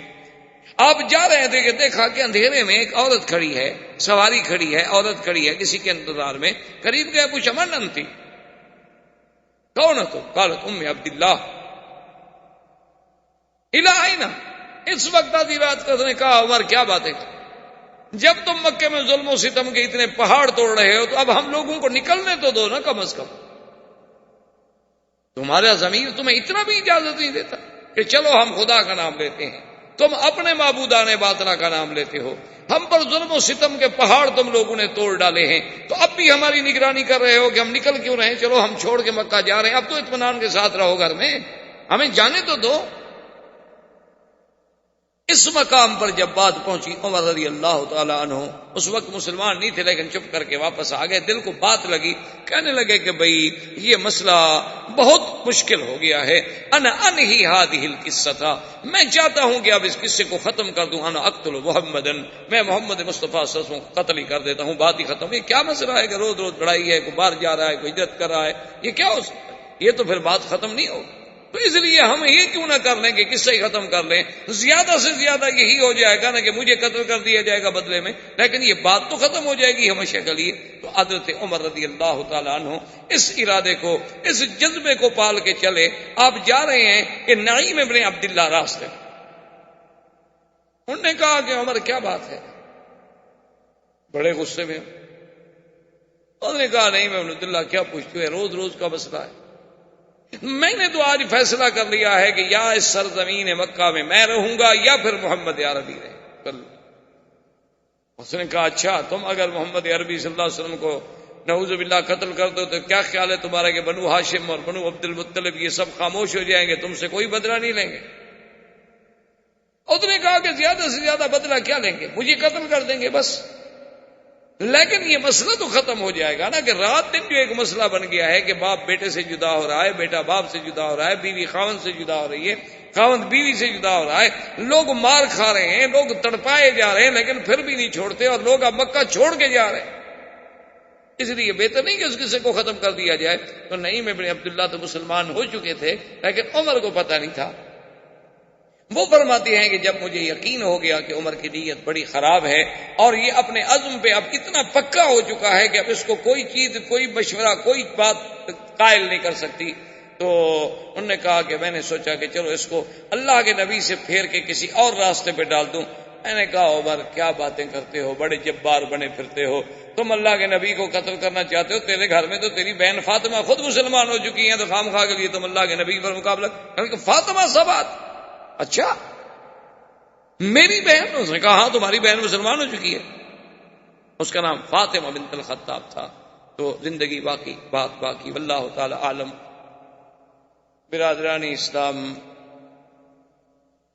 محترم بھائیوں، عزیز نوجوانوں، سیرت نبی پاک صلی اللہ علیہ وسلم کے ضمن میں دروس سابقہ میں آپ نے کچھ باتیں سنی ہیں، اور اس سلسلہ وار سیرت کے دروس میں سے ہم درس کے اس مقام پہ پہنچے تھے یا سیرت طیبہ کے اس حصے میں پہنچے تھے کہ جب ابی طالب نے روسائے کفار قریش کے کہنے پر حضور صلی اللہ علیہ وسلم کو عرض کیا کہ محمد عربی صلی اللہ علیہ وسلم آپ کی قوم ہے، آپ کی قرابت دار ہیں، وہ چاہتے ہیں کہ آپ کچھ اپنے معاملے میں نرمی فرمائیں. تو حضور نے صاف انکار کیا. آپ نے فرمایا کہ ایام میں یہ ایسا معاملہ نہیں ہے کہ جو میری ذات تک تعلق رکھتا ہو اور اس میں کچھ آگے پیچھے کر سکتا ہوں. میں تو اللہ کا بھیجا ہوا پیغمبر ہوں، اللہ کا بھیجا ہوا نبی ہوں، اللہ کا رسول ہوں، اور اللہ کے حکم پہ پابند ہوں. جو مجھے حکم ملتی ہے میں اس کی تعمیل کرتا ہوں. تو مجھ سے اس قسم کے مطالبے کرنے کی تو کوئی بات ہی نہیں. اب جب کفار ہر قسم کے یعنی اپنے سورس استعمال کرنے کے بعد دھونس، طاقت، دولت، لالچ، جب سب میں ناکام ہو گئے تو انہوں نے تعذیب المسلمین یعنی مسلمانوں کو عذاب دینے کا پروگرام بنایا. انہوں نے کہا کہ اب اور کوئی حل نہیں، اب ایک حل ہے کہ ہم مسلمانوں پر اتنے ستم توڑیں کہ یہ لوگ جو ہیں خود بخود حضور صلی اللہ علیہ وسلم سے ہٹ جائیں اور ہٹ جائیں اور ڈر جائیں. جب یہ لوگ سب ہٹ جائیں گے، حضور کے ساتھ کوئی نہیں بچے گا، تو اس کے بعد صاف بات ہے کہ معاملہ جو ہے خود بخود ختم ہو جائے. تو اس تعذیب کے سلسلے میں بھی میں نے کچھ عرض کیا تھا کہ سیدنا بلال رضی اللہ تعالی عنہ پر ظلم و تشدد کے پہاڑ توڑے گئے. اسی طرح بی سمیہ کو حتیٰ کہ شہید کر دیا گیا، اور یاسر اور عمار کو اتنی تعذیب کی گئی کہ حضور جب بھی گزرتے تو آپ ان کو تسلی دیتے اور فرماتے کہ صبرن یا آل یاسر. بی زریرہ کو اتنی مارا گیا کہ وہ اندھی ہو گئیں. بی بی نہدیہ پہ ظلم و ستم کے پہاڑ توڑے گئے، خباب بن الارت کو انگاروں پہ لٹایا گیا، حتیٰ کہ آپ کی پشت میں گڑے پڑ گئے تھے کہ انگارے اندر گھس جاتے۔ ان حالات میں حضور صلی اللہ علیہ وسلم نے صحابہ کو اجازت دی اور فرمایا کہ تم حبشہ کی طرف ہجرت کر جاؤ، کہ میں نے سنا ہے کہ حبشہ کا جو بادشاہ ہے وہ بڑا عادل ہے، منصف ہے، اس کے دور میں کسی پہ ظلم نہیں ہوتا۔ تو 12 صحابہ نے ہجرت کی، جن میں سیدنا عثمان رضی اللہ تعالی عنہ اور ان کی زوجہ محترمہ رقیہ بنت رسول اللہ صلی اللہ علیہ وسلم بھی تھیں، اور حضور نے فرمایا کہ عثمان، اللہ کے نبی لوط و ابراہیم علیہ السلام کے بعد نبوت کے گھرانے میں سے تم پہلے شخص ہو جو ہجرت کر رہے ہو، اور اللہ کے نبی کی بیٹی بھی تمہارے ساتھ، حضرت حذیفہ، یہ سب ہجرت۔ ام عبداللہ جو تھیں، بات یہاں تک پہنچی تھی کہ ام عبداللہ جو تھیں وہ بھی ہجرت کے لیے نکلیں، تو راستے میں حضرت عمر سے ٹکرانا ہو گیا۔ حضرت عمر رضی اللہ تعالیٰ نے دیکھ دیا کہ ام عبداللہ جو ہیں وہ سامان باندھے ہوئے اور تیار ہوئے کھڑی ہیں، تو حضرت عمر کو جب دیکھا تو گھبرا گئی۔ صاف بات ہے کہ حضرت عمر کا کفر کا زمانہ تھا اور بہت بڑے جبار تھے، اور یہ بھی ان لوگوں میں تھے جو مسلمانوں کو عذاب دیا کرتے تھے۔ تو ام عبداللہ بیچاری بہت گھبرائیں۔ حضرت عمر جب قریب آئے تو انہوں نے کہا کہ ام عبداللہ الا این تم الا ماذا تريدين، کیا چاہتی ہو، کہاں الا این، کدھر جا رہی ہو؟ تو اس نے کہا، اس کو بھی اب پھر بی بی ام عبداللہ جو تھی وہ بھی پھر غصے میں آ گئی۔ انہوں نے کہا، عمر اگر آپ لوگ ہمیں مکے میں نہیں جینے دیتے تو ہمیں مکہ چھوڑ کے جانے تو دو کم سے، آخر یہ کون سی انسانیت ہے کہ آپ لوگوں کو ہمارا دین قبول نہیں، آپ لوگوں کو ہمارا طریقہ پسند نہیں، ٹھیک ہے ہم مکہ چھوڑ کے جا رہے ہیں تو پھر ہمیں کیوں روکتے ہو؟ تو یہ کون سا طریقہ ہے انسانیت کا کہ اب ہمیں اس پہ بھی مجبور کرتے ہو کہ ہم مار کھانے کے لیے ضرور مکے میں رہیں؟ بھئی اگر ہم مکہ چھوڑ رہے ہیں تو آپ کو کیا تکلیف؟ اچھا اگر ہم برے ہیں تو آپ کے ملک سے چلے گئے، اگر آپ ہماری دعوت سے پریشان ہیں تو ہماری دعوت خود بخود ختم ہو گئی، ہم نے آپ کا ملک، آپ کا شہر، آپ کا علاقہ چھوڑ دیا۔ تو حضرت عمر کو بھی کچھ بات سمجھ آ گئی، تو انہوں نے کہا کہ ہاں اچھا ٹھیک ہے، تم نے جانا ہے تو جاؤ، میں تمہارا راستہ نہیں روکوں۔ اب اس کے بعد حضرت عمر رضی اللہ تعالی عنہ، یہ ان کے زمانے کفر کی بات ہے جو میں عرض کر رہا ہوں،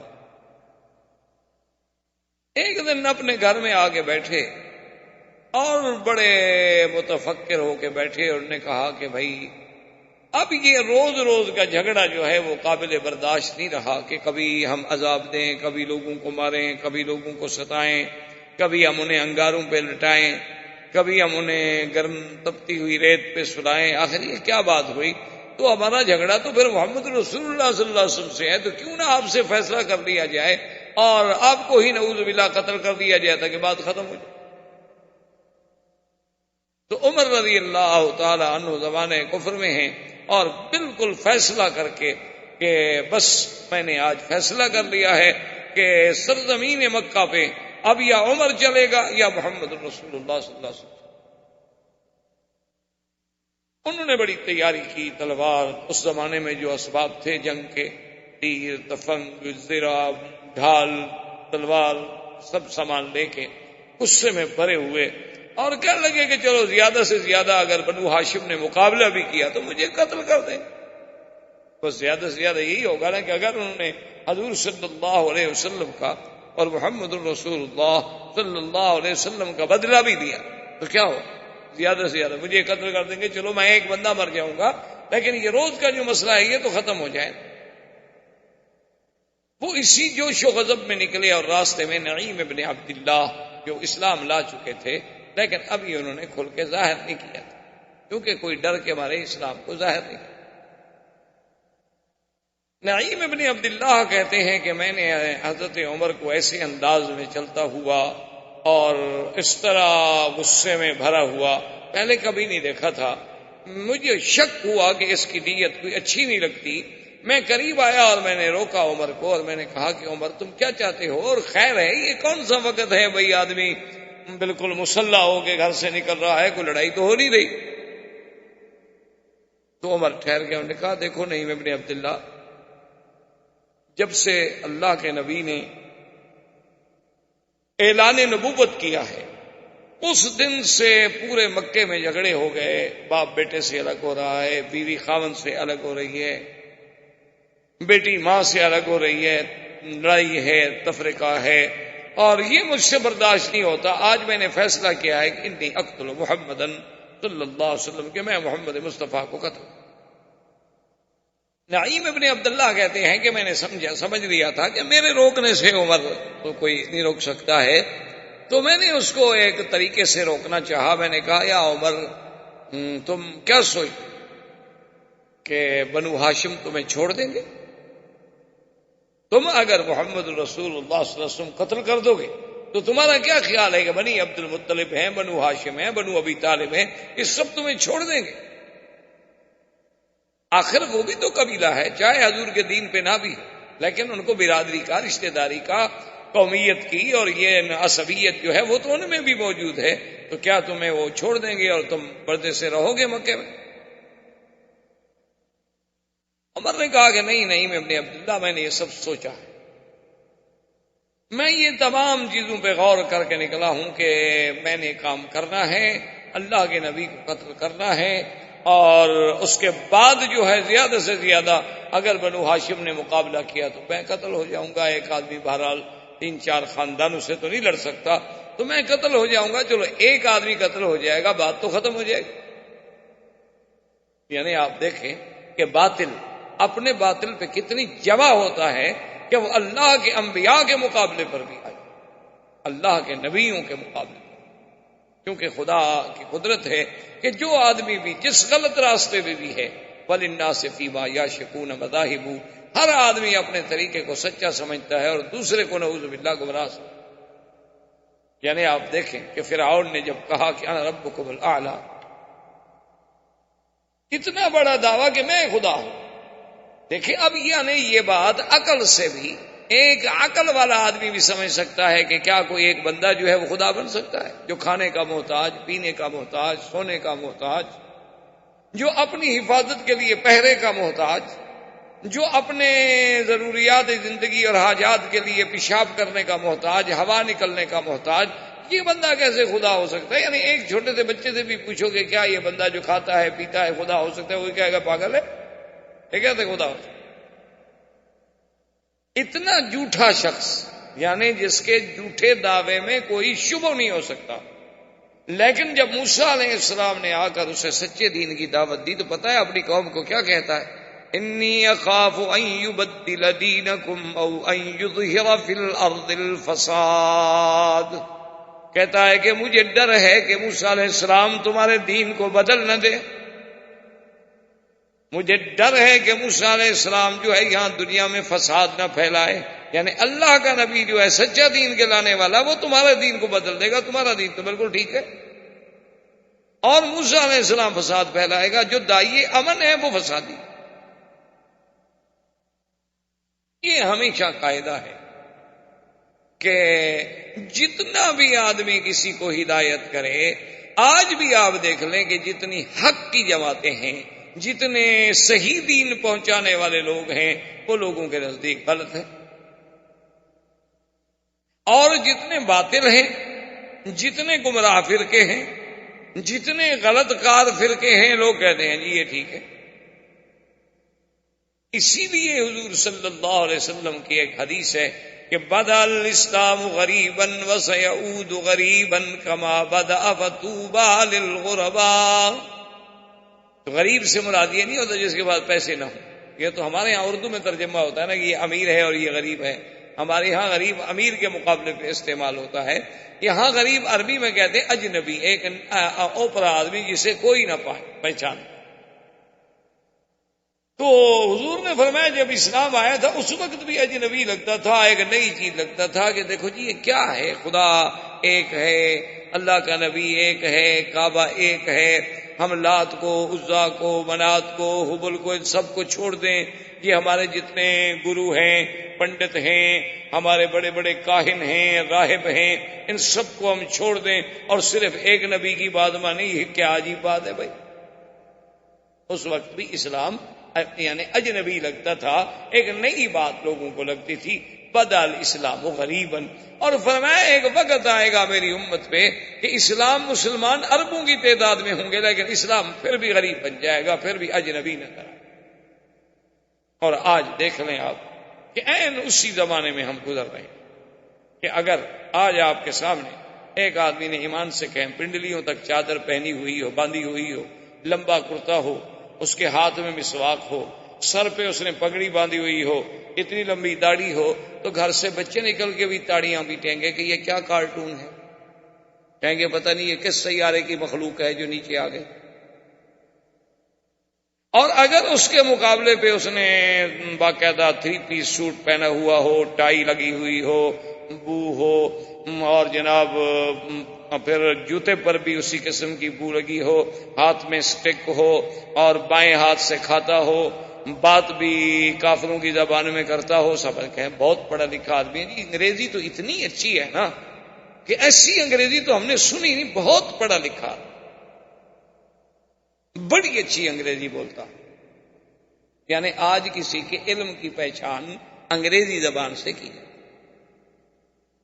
اس سے بڑی کوئی بدبختی ہے ہم مسلمانوں کے لیے کہ اس کی پہچان نہ تو عربی زبان سے کی جاتی، نہ قرآن و حدیث کے علم سے کی جاتی ہے، نہ اللہ رسول کی فرما برداری سے کی جاتی ہے، نہ اللہ رسول کی اطاعت سے کی جاتی ہے۔ بس نہیں جی، یہ تو خیر ویسے جی ہمارے یہاں ایک مولوی صاحب ہیں، نماز پڑھاتے ہیں، اچھے نیک آدمی ہیں، بس لیکن وہی پرانے ملا مولوی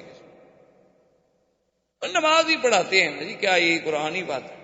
اور جی کبھی رمضان شریف میں تراویح بھی پڑھاتے ہیں، حافظ بھی ہیں، بس ایسے بیچارے ملا آدمی مولوی، یعنی وہ بالکل گھٹیا آدمی ہے، ان کے چپراسی اور چوکیدار سے بھی گرا ہوا۔ چوکیدار اور چپراسی تو ان کی کوٹھی میں ایک کمرہ لے کے سروینٹ کوارٹر میں رہ سکتا ہے، وہ مولوی نہیں رہ سکتا۔ وہ اپنا مسجد میں سوئے، چونکہ اس نے جھاڑو بھی تو دینا ہے نا مسجد، تو وہ اذان بھی کہنی ہے، پھر پانی بھی بیچارے نے بھرنا ہے غسل خانے میں تاکہ جب آپ وضو کرنے کے لیے آئیں تو آپ کو تو تکلیف نہ ہو، اور سردیوں کا موسم ہو تو آگ جلا کے پانی گرم بھی کرنا۔ یہ واقعات ہیں، حقائق ہیں، آپ ان کو جتنا چھپائیں یہ چھپ نہیں سکتے، یہ حقائق۔ کسی بھی آپ محلے میں چلے جائیں مسلمانوں کے محلے میں، وہاں آپ ایک کلرک کا اور ایک جامع مسجد کے عالم خطیب اور امام مسجد کا موازنہ کریں کہ معاشرے میں عزت کس کی زیادہ ہے، آپ کو خود نظر آئے گا کہ واقعی حضور نے سچ فرمایا تھا کہ پھر ایک وقت آ جائے گا کہ جب اسلام پھر اجنبی، عجیب۔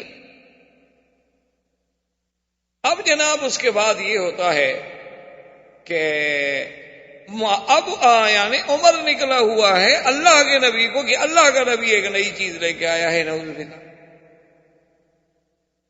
نعیم ابن عبداللہ کہتے ہیں کہ جب میں نے دیکھا کہ عمر کے جذبات اس طرح بھی ٹھنڈے نہیں پڑ رہے تو اب یہ بڑا جبار آدمی ہے، اور حضور صلی اللہ علیہ وسلم کے پاس تو کوئی پہرا بھی نہیں، آپ کے پاس تو کوئی سیکورٹی فورس بھی نہیں، تو یہ جا کر ہو سکتا ہے کہ حضور صلی اللہ علیہ وسلم پہ حملہ آور ہو اور حضور کو نقصان پہنچے۔ تو حضرت نعیم ابن عبداللہ فرماتے ہیں کہ پھر مجھ سے صبر نہ ہوا، میں نے کہا کہ عمر، جس مقصد کے لیے تم اللہ کے نبی سے لڑنا چاہتے ہو وہی دین، وہی اسلام، وہی طریقہ تو تمہارے گھر میں داخل ہو چکا ہے، تمہاری بہن مسلمان ہو چکی ہے، پہلے تم اپنے گھر کی تو اصلاح کرو، محمد عربی سے تو بعد میں جا کے لڑو۔ یعنی میں نے اپنی طرف سے اس کا رخ بدلنا چاہا کہ کم از کم ابھی جا کر حملہ آور نہ ہو حضور پر، ہم حضور کو اطلاع تو دے سکیں نا۔ تو عمر جوش میں آ گیا، کہتا ہے کیا کہہ رہے ہیں، میری بہن، عمر کی بہن، یہ کیسے ہو سکتا ہے کہ خطاب کی بیٹی جو ہے وہ مسلمان ہو جائے؟ انہا صبا، وہ بھی صحابیہ بن گئی۔ انہوں نے کہا بھی تم جا کے تحقیق کر لو۔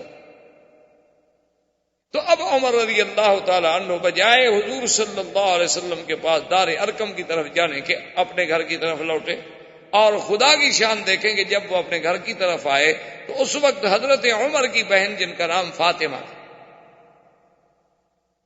اور ان کے شوہر جو تھے ان کا نام سعید بن زید تھا، وہ بھی مسلمان تھے، اور وہی صحابی جن کا میں نے پہلے عرض کیا تھا پچھلے درس میں بھی، حضرت خباب بن الارت رضی اللہ تعالیٰ عنہ، یہ آتے تھے قرآن پڑھانے کے لیے اور کاغذوں پہ کچھ 2-4 صورتیں لکھی ہوتی تھیں، وہ آپ کو آہستہ آہستہ پڑھاتے تھے تاکہ حضرت عمر کے بہنوئی بھی اور بہن جو ہے وہ قرآن پڑھ لے، اور یہ اپنے گھر میں بیٹھے ہوئے قرآن کی مشق کر رہے ہیں، اور عمر غصے میں آ کے دروازے پہ جب قریب آیا تو اس زمانے میں بڑے بڑے محلات تو تھے نہیں کہ بہت دور رکاوٹیں ہوں اور آدمی کھڑا ہو جائے، آدمی سیدھا دروازے تک آ جاتا، اندر سے دیکھا کہ آواز آ رہی، طٰہٰ مَا أَنزَلْنَا عَلَيْكَ الْقُرْآنَ لِتَشْقَىٰ، سمجھ نہیں آیا کہ کیا ہے، آواز آ رہی۔ عمر رضی اللہ تعالیٰ نے غصے میں دروازہ کھٹکھٹایا، دروازہ جب کھٹکھٹایا تو سعید بن زید نے خباب بن الارت سے کہا کہ جلدی سے تم فلاں جگہ چھپ جاؤ، کیونکہ آپ جانتے ہیں عمر بڑا جبار ہے، اس کا اس ٹائم میں ہمارے گھر میں آنے کا کوئی سوال ہی پیدا نہیں ہوتا، اس وقت میں تو کبھی نہیں آیا بہن کے گھر۔ خیر دروازہ کھولا تو دیکھا کہ وہ تو بکھرا ہوا شعر بنا ہوا ہے، اس نے کہا کہ فاطمہ کیا پڑھ رہی تھی؟ اور مجھے پتہ لگا ہے کہ تم اسلام لا چکی ہو، تم نے بھی دین نبی محمد مصطفیٰ صلی اللہ علیہ وسلم قبول کر لیا ہے۔ بی بی فاطمہ نے پہلے تو ٹالنے کی کوشش کی، اس نے کہا کہ عمر نہیں ایسی بات نہیں، ہم آپس میں بات کر رہے تھے بس تمہیں، اور نے کہا کہ نہیں میں نے سنا ہے تم لوگ کچھ پڑھ رہے، اور غصے میں آ کے بی بی کو مارا، اپنی بہن کو مارنا، اور اس کے بعد سعید بن زید بہنوئی آگے چھڑانے کے لیے آئے تو انہیں مارا۔ اب عمر کا سامنے کون ٹھہرے، آخر وہ تو اتنا بڑا طاقتور آدمی، اتنا بڑا جبار آدمی، قہار آدمی اور بڑا جنگجو آدمی، ایک عورت کیسے مقابلہ کر سکتی ہے؟ اب بی بی فاطمہ اپنے شوہر کو بچاتی ہے، شوہر اپنے بیوی کو بچاتا ہے، عمر دونوں کو مار رہے ہیں۔ اس کے بعد بیوی کا خون کھول اٹھا، اس نے کہا کہ یا عمر کیا کر رہے ہو؟ تمہیں شرم نہیں آتی عورت پہ ہاتھ اٹھاتے ہو؟ کیا تم کر رہے ہو؟ یہی تمہارا مذہب ہے؟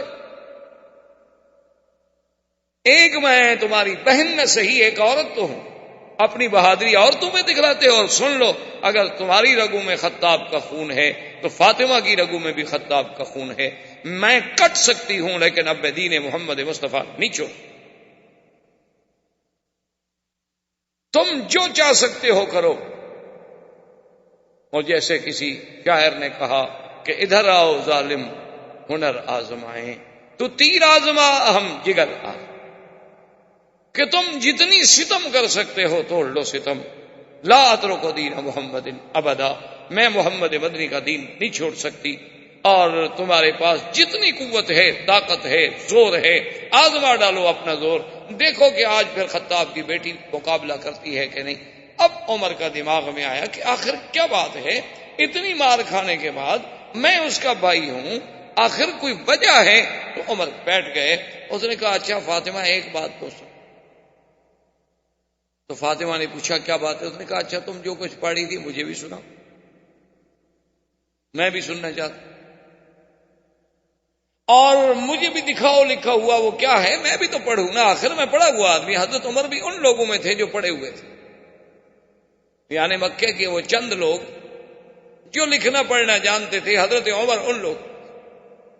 بی بی فاطمہ اخت عمر سیدنا عمر کی بہن نے کہا، اس نے کہا عمر ایسے نہیں ہو سکتا، ہم تمہیں لکھا ہوا مصحف نہیں دے سکتے، کیونکہ ہمارے نبی کا فرمان ہے کہ یہ اللہ کی کتاب ہے اور یہ اللہ کا کلام ہے، اسے کوئی پلید نہیں چھو سکتا۔ اور ہمیں کیا پتا ہے، تم تو کافر آدمی ہو، تمہیں تو پتہ ہی نہیں کہ وضو کیا ہوتا، تمہیں تو پتہ ہی نہیں کہ طہارت کیا ہوتی ہے، تمہیں تو پتہ ہی نہیں کہ حدث اصغر حدث اکبر کیا چیز ہوتی ہے۔ ہاں البتہ ایک شرط ہے کہ تم غسل کر لو، نہا لو، چلو اپنے عقل کے مطابق ہی نہ۔ اس کے بعد پھر جو ہے ہم آپ کو قرآن دیں گے یا آپ کو قرآن سنائیں گے۔ اور خباب ابن الارت بھی باہر آ گئے، سعید ابن زید بھی بیٹھ گئے، وہ حضرت عمر نے بھی غسل کر لیا۔ اور خدا کی شان ہے، یعنی ادھر اندازہ فرمائیں کہ ایک طرف یہ عالم ہے اور دوسری طرف صبر کا یہ عالم ہے کہ حدیثوں میں موجود ہے کہ اللہ کے نبی کعبۃ اللہ میں بیٹھے ہیں، خدا کے گھر میں بیٹھے ہیں اور کہتے ہیں اللہم اعز الاسلام، میرا اللہ میرے دین کو، اسلام کو عزت دینی ہے تو دو آدمیوں سے ایک کو مسلمان کر دے، یا عمر کو مسلمان کر یا عامر ابن ہشام ابی جہل کو مسلمان کر دے، کیونکہ میرے ساتھ تو سب فقراء ہیں، ضعفاء ہیں، غریب ہیں، وہ ان کی مقاومت نہیں کر سکتے، کچھ بڑے لوگ آئیں گے تو کچھ دین کی بات۔ اور علماء نے، مفسرین نے، مورخین نے لکھا ہے کہ یہ بھی اللہ کی شان ہے کہ جب اللہ کے نبی آئے یا حضور کے بعد علماء آئے، داعی حق آئے، تو سب سے پہلے ساتھ دینے والے ہمیشہ غریب تھے، بڑے آدمیوں نے کبھی ساتھ نہیں دیا، الا قلیل، بہت چند خوش نصیب، بہت تھوڑے لوگ، بہت کم لوگوں نے، بہت تھوڑے لوگوں نے ایسا ساتھ۔ ہر دور میں یہ ہوتا آیا ہے، آج بھی دیکھو، آج آپ مسجدوں کی حاضری جا کے کسی بھی مسجد میں آپ ہندوستان میں جائیں، پاکستان میں، بنگلہ دیش میں، کسی بھی ملک میں آپ چلے جائیں اور مسجد میں جا کے کھڑے ہو جائیں اور نظر دوڑائیں کہ کتنے امیر آئے ہیں مسجد میں اور کتنے غریب ہیں، آپ کو فیصلہ خود بخود سامنے آ جائے۔ یعنی آپ اگر محلے پہ نظر دوڑا لیں، اگر جس محلے میں آپ رہتے ہیں اس محلے کو تو بندہ جانتا ہے، کیونکہ بچپن میں وہی رہا، کھیلا کودا، بچپن انسان کا اس کی گلیوں میں گزرا، آدمی محلے کو اچھی طرح جانتا ہے۔ محلے میں آپ نظر دوڑا لیں کہ کتنے لوگ ہیں محلے میں جو مسجدیں میں جاتے ہیں اور کتنے لوگ ہیں جو نہیں جاتے، ان میں امیر کتنے؟ امیر آدمی جو ہے نا جی، غنی آدمی، ان کی مقدر میں ہدایت بہت کم۔ ہاں وہ آپ کو کلب میں نظر آئیں گے، وہ آپ کو سینما پہ، کسی اپنا پب میں، یا کہیں کوئی گانے بانے کی محفل شہفل ہو تو وہاں آپ کو بڑے بڑے لوگ سب سے پہلی سیٹ، اور گناہ کی محفل میں پیسے سب سے زیادہ دے کے مہنگا ٹکٹ خریدیں گے تاکہ لوگوں پہ روب پڑے گی یہ سب سے آگے والی سیٹ پہ بیٹھا۔ تو اب جناب یہ عالم تھا کہ حضرت خباب ابن الارت بھی بیچارے ایک عام آدمی تھے، تو جب جناب انہوں نے کہا کہ غسل کر لیا، قرآن سامنے رکھا اور قرآن پڑھا کہ وَمَا أَنزَلْنَا عَلَيْكَ الْقُرْآنَ لِتَشْقَىٰ إِلَّا تَذْكِرَةً لِمَن يَخْشَىٰ تَنزِيلًا مِّمَّنْ خَلَقَ الْأَرْضَ وَالسَّمَاوَاتِ الْعُلَىٰ الرحمن على العرش استوى له ما في السماوات وما في الأرض وما بينهما وما تحت الثرى وإن تجهر بالقول فإنه يعلم السر وأخفى الله لا إله إلا هو له الأسماء الحسنى۔ یہاں تک پہنچے حضرت عمر فبکا عمر، آنسو بہنے شروع ہو گئے۔ اللہ کا قرآن، یہ کیسے ہو سکتا ہے کہ آدمی دل اخلاص سے قلب کے ساتھ اللہ کے قرآن کو سنے اور پڑھے اور قرآن اثر نہ کرے؟ یہ تو ہو ہی نہیں سکتا، ناممکن۔ پرانے دور کی بات ہے، ایک دیہات میں ایک غریب آدمی نے جلسہ رکھا، اور اس زمانے میں دیہات میں کوئی بجلی تو ہوتی نہیں تھی، لوگ زیادہ تر جلسے 14ویں رات میں رکھ لیتے تھے کہ چلو روشنی ہوگی، کوئی تھوڑا بہت لیمپ شپ جلا لیں گے تو جلسے ہو جاتے تھے۔ تو اسی رات اتفاق یہ ہے کہ ایک اس علاقے کا بہت بڑا زمیندار تھا، اس کے بیٹے کی شادی تھی، تو اس نے وہ گانے والیوں کا، مغنیات کا انتظام کیا ہوا تھا۔ اب جب وہاں پہنچے تو غریب آدمی تھا جس نے والد صاحب رحمۃ اللہ علیہ کو دعوت دی تھی، تو اس نے کہا کہ حضرت آئی نے آپ کو بلا لیا، لیکن مجھے پتہ نہیں تھا کہ آج کی رات جو ہے ہمارے زمیندار کے بیٹے کی شادی ہے، اور بڑی مصیبت ہے کہ اس نے تو یہاں بڑے بڑے گانے والیاں ہندوستان سے اور ادھر سے اور ادھر سے ادھر سے منگائی ہوئی ہیں، وہ بڑے لوگ ہیں، اور ساری دنیا سیدھی بات ہے کہ وہ برائی کی طرف جائے گی، تقریر سننے کے لیے کون آئے گا؟ احباب کرام، اس کے بعد اب آپ اس مبارک سلسلے کی CD نمبر 8 سماعت فرمائیں۔